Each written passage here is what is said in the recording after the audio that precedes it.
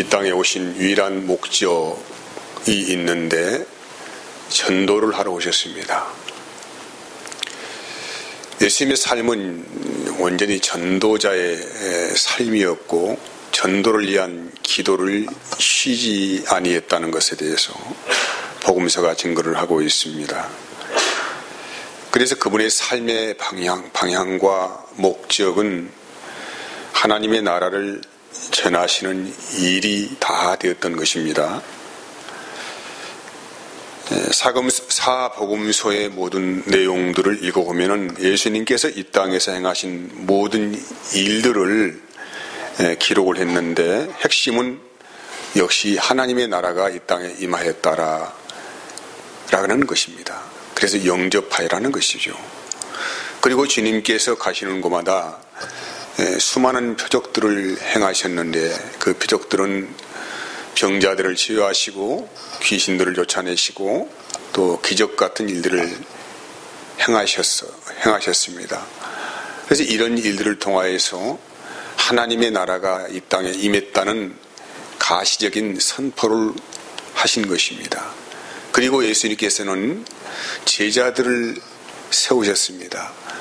제자들을 세우시고 그들에게 부탁하신 말씀은 내가 이 땅에서 행한 모든 일들을 전하는 증인의 삶을 살라, 즉 전도자의 삶을 살라라고 그렇게 당부를 하셨습니다. 오늘 본문의 내용을 기록한 사도 바울께서도 역시 주님을 만나고 나서부터 그의 삶이 완전하게 전제로 보여지는 삶을 살았는데 역시 우리 사도 바울께서도 전도자의 삶으로 일생을 사시다가 순교를 하셨다는 것입니다. 이제 오늘 에베소서는 이제 오늘을 끝으로 마지막 설교를 하려고 합니다. 그동안 구원이 무엇이고 또 구원받은 성도의 삶이 무엇이고 우리가 대적하여 싸워야 할 영적 싸움이 무엇이고 또 성도가 일생 동안 깨어서 기도해야 할 일이 무엇인가에 대해서 오늘 마지막으로 말씀을 전하면서 우리 사도께서 우리에게 깨어서 성령 안에서 기도하라고 요청을 하십니다. 그러면 여러분 기도를 하면은 아니면 기도를 안 하면 어떻게 되는가 이런 우리가 생각을 할 수 있습니다. 뭐 기도를 안 하면 전도역이 막힌다든가 또 교회가 부흥이 안 된다든가 또 그 교회에 다니는 성도들이 뭐 불행한 일을 만나고 가난하게 된다든가 뭐 이런 어려움들을 당한다든가 이런 일을 당할까봐 깨어서 기도하라는 얘기인가 라고 물어본다면은 전혀 그렇지는 않다는 것입니다. 왜냐하면 기도를 하는 사람이나 기도를 하지 않는 사람이나 인생사 살아가는 것은 거의 동일하고 맞닥뜨리는 모든 일도 거의 같기 때문에 그렇습니다. 오늘 본문을 기록한 사도께서도 늘 기도하면서 복음을 위해 일생을 전도자로 그 삶을 사셨는데 누구보다도 고초를 많이 겪으신 분이십니다. 그리고 그분의 마지막에 삶의 종착역은 순교였습니다.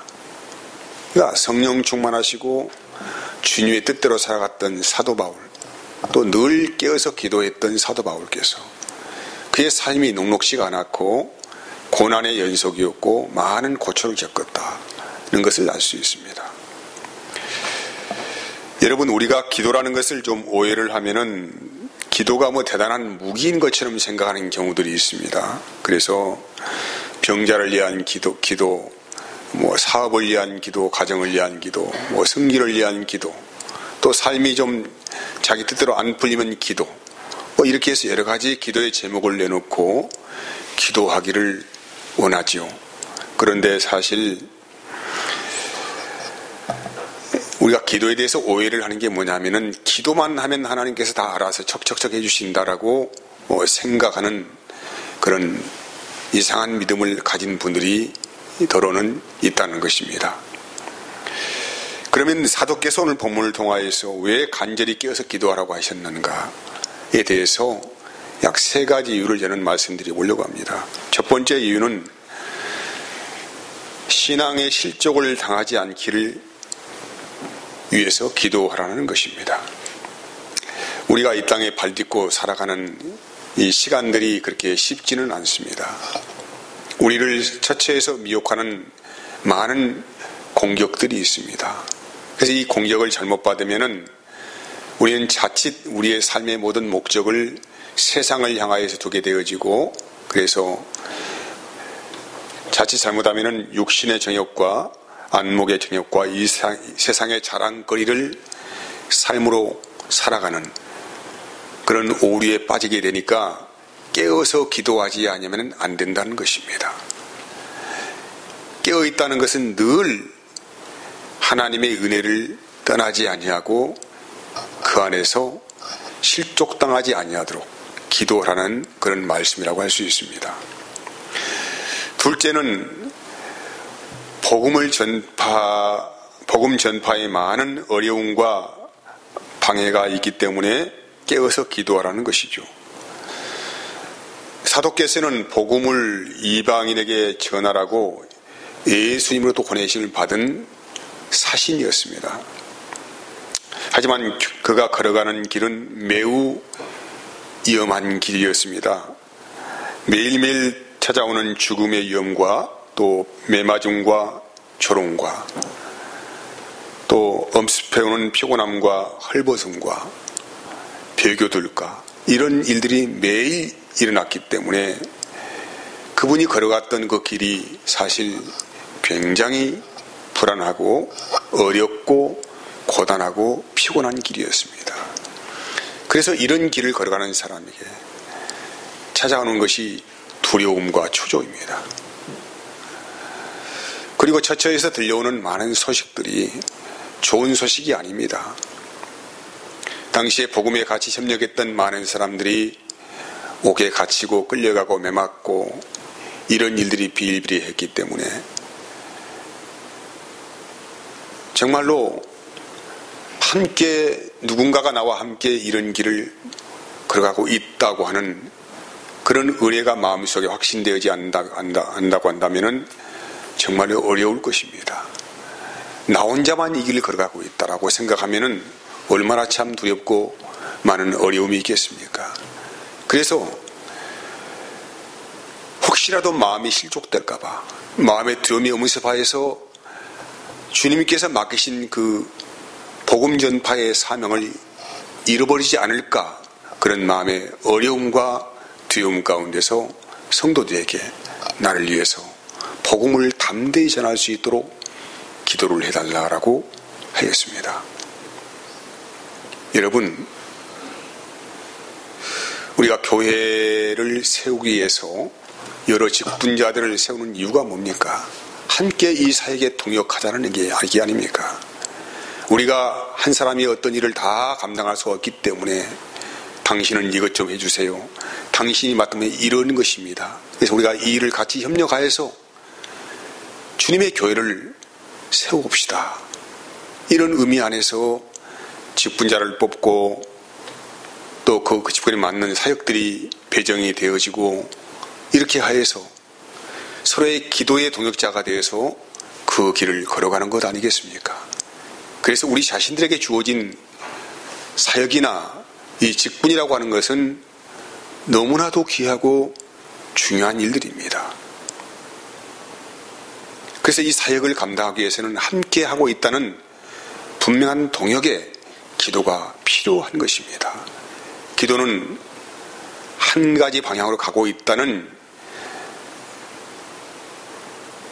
자기 심령 안의 고백들이라고 할 수가 있습니다. 그래서 사도께서도 이 길을 혼자 걸어가지 않고 함께 누군가가 동역하고 있다는 것들에 대한 은혜를 받기 위해서 같이 기도하라고 그렇게 한 것입니다. 여러분, 그 당시에 그 사도행전을 읽어보면은 전도하는 현장이 정말로 어려웠습니다. 성령을 받은 사람들이 예루살렘에서부터 시작하여서 사방으로 퍼져나가면서 복음을 전파하였고 이방인에게까지 이 복음이 미치게 되었는데 그들의 전도 현장은 매우 위태롭고 위험했다는 것입니다. 유대인들의 일과 로마인들 또한 이방인들의 그런 위협과 핍박들이 굉장히 심했기 때문에 정말로 깨어있지 아니하면은 순식간에 마음의 두려움이 엄습해오고 그런 가운데에서 종종 자기의 길을 이탈하는 사람들이 있었다는 것입니다. 어떤 사람은 감옥에 갇히게 되고 어떤 사람들은 순교하기도 하고 로마라는 나라 당시 세상을 집권하고 있을 때에 약 300년 이상을 로마가 기독교를 핍박을 했습니다.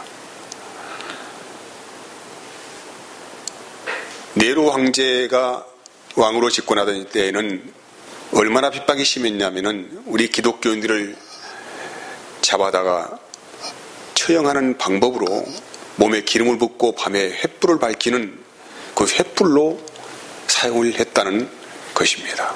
이토록 박해가 심하고 핍박이 심했던 그 시대 안에서 성도들이 깨어서 기도하지 아니하면은 이런 두려움과 이런 불안함 속에서 어떻게 하루하루를 살 수가 있겠습니까?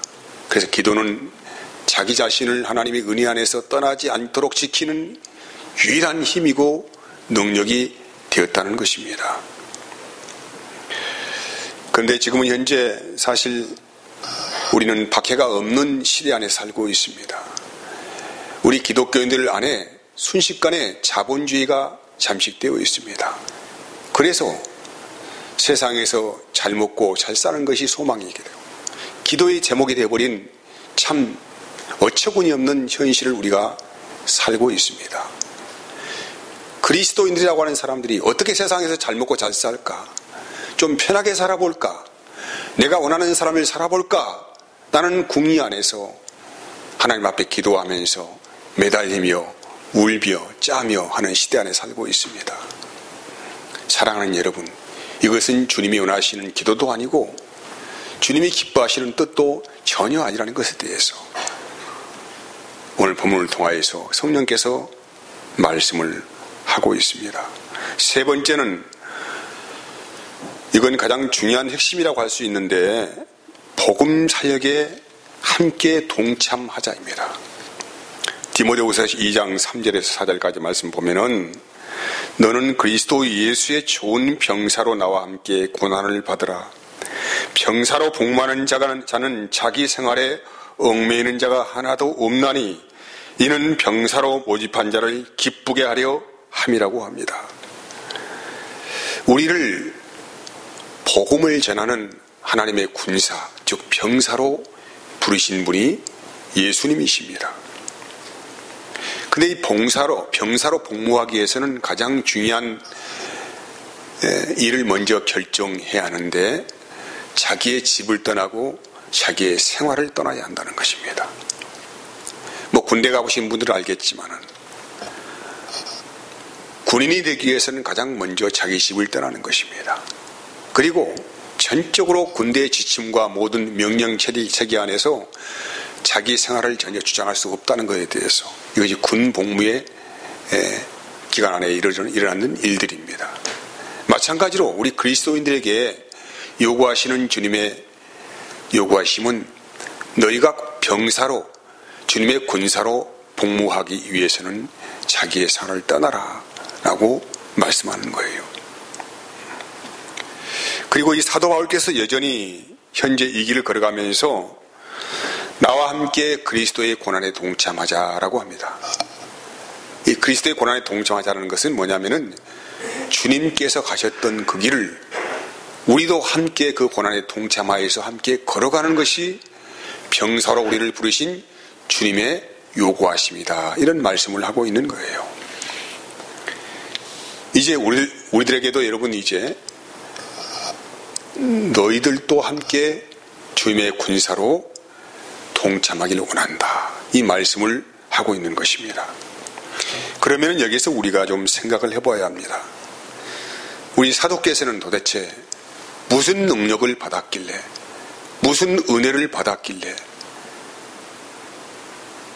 그렇게 인간적으로 보면은 매우 고단하고 힘들고 어려운 길을 걸어가셨을까? 그리고 어떻게 마음이 흔들리지 아니하고 초지일관으로 전도자의 삶을 사셨을까?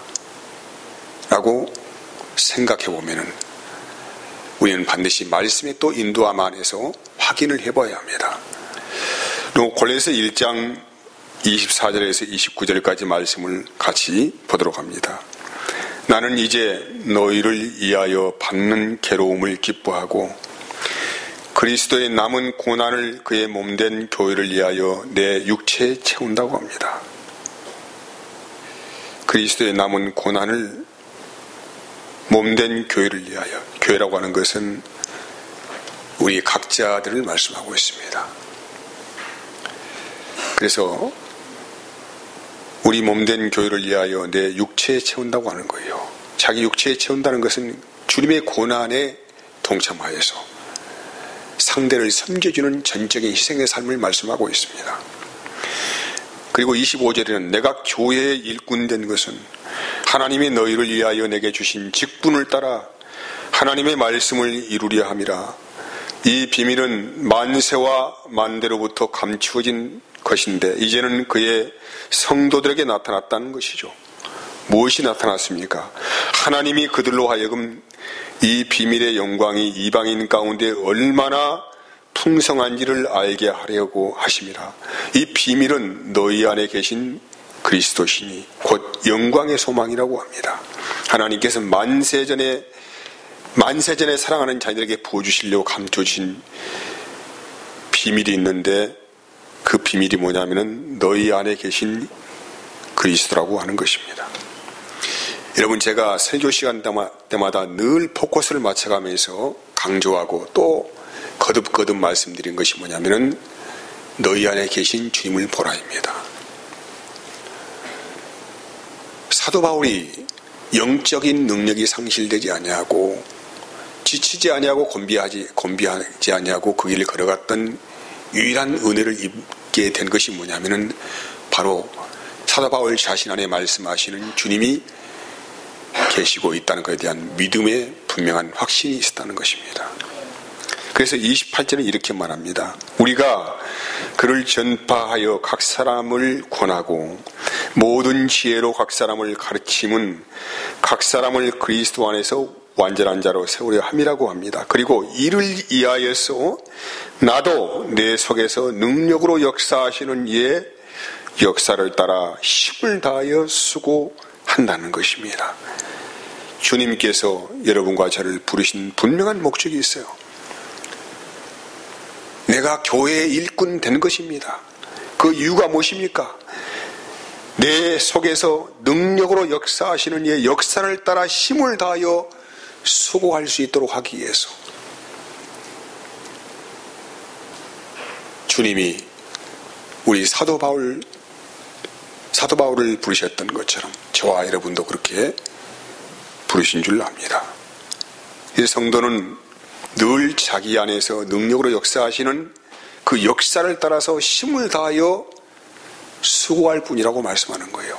그냥 자기의 힘이 아니에요. 자기 안에서 능력으로 역사하시는 이의 그 힘의 능력에 편승하여서 삶을 살아간다. 나는 그렇게 살 뿐이다. 라고 분명하게 말씀하고 있어요. 이게 역사라고 하는 말의 의미는 하나님이 이루시는 일이라고 말 수가 있고 원어 성경에서는 엔 아르곤이라는 말을 쓰고 있어요. 이게 엔이라고 하는 것은 하나가 되다, 아르곤 깨닫다 이런 의미가 합성이 된 것이 엔 아르곤이에요. 다시 말하면은 하나님의 역사하심이 뭐냐면은 너 안에서 너와 함께 사시고 말씀하시는 하나님이 계신 것을 깨달아 알라 이 말이죠.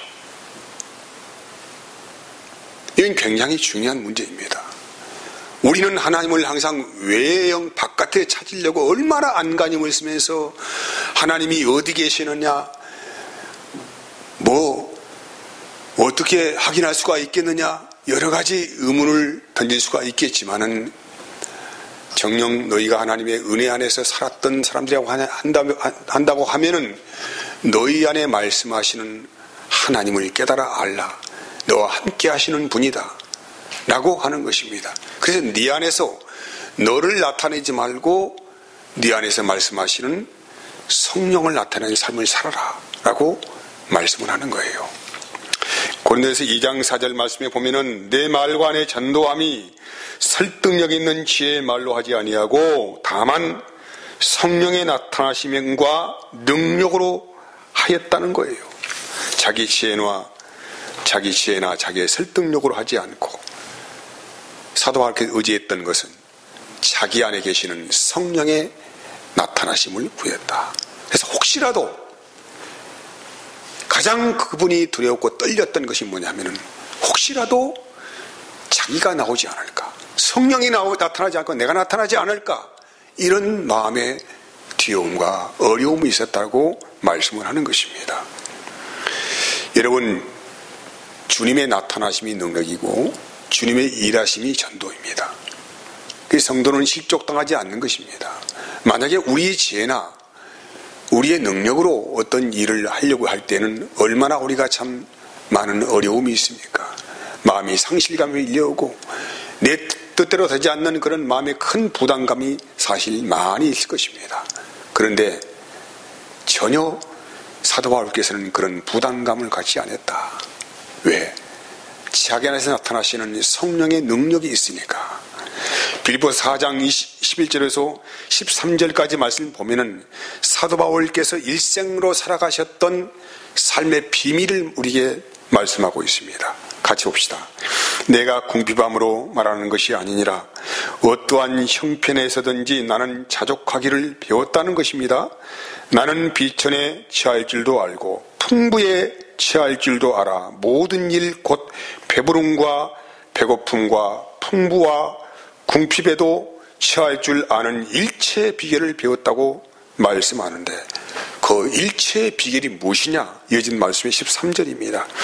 내게 능력 주시는 자 안에서 내가 모든 것을 할 수 있다고 아주 분명하게 고백을 합니다. 능력은 우리들 자신에게 있지 않다는 것입니다. 우리의 삶이 더겁고 힘들고 고난이 있는 것은 내가 어떤 일을 자꾸 하려는 시도를 하고 있기 때문에 그런 것 아니겠습니까? 근데 그 능력을 주시는 그분이 우리 안에서 역사하시는 그 힘의 능력을 따라 산다고 한다면 이것은 정말로 대단한 하나님의 은혜가 임하는 것이라고 할 수가 있습니다. 사랑하는 여러분, 전도라고 하는 것은 한순간에 끝나는 일이 아니고 우리가 일평생을 살아가면서 일생 동안 해야 할 일입니다. 우리가 주 앞에 가는 그날까지 우리가 숨이 넘어가면서 죽음에 임박한 숨이 넘어가면서 우리는 전도를 하는 거예요. 그 임종의 시간에도 사랑하는 가족들을 앉혀놓고 불신자가 있다고 한다면 예수님을 영접시키는 것이고 또 아직 신앙의 게으름 안에 있는 사람이 있다고 한다면 신앙의 정기를 위하여서 권면하는 것이고 그래서 전도 현장은 어떤 형편과 처지와 어떤 상황들이 주어지지 않는 공간과 시간 안에서도 끝없이 지속되어야 할 일들이기에 너희는 깨어서 성령 안에서 기도하라고 말씀을 하고 있습니다. 우리 사랑하는 우리 생명강교회 성도님들 2023년도에는 정말로 전도자의 삶을 사는 은혜가 있기를 원합니다. 혼자 이 길을 걸어가는 것이 아니고 날마다 우리 안에서 힘의 능력과 강건한 역사로 우리를 이끌어 가시는 성령의 능력 안에서 그렇게 하루하루를 매 순간 동안 살아갈 수 있는 그런 전도자의 삶을 살아가는 그런 아름다운 주님과의 동행이 있는 시간이 되기를 진심으로 축복을 합니다. 제가 기도하겠습니다. 하나님,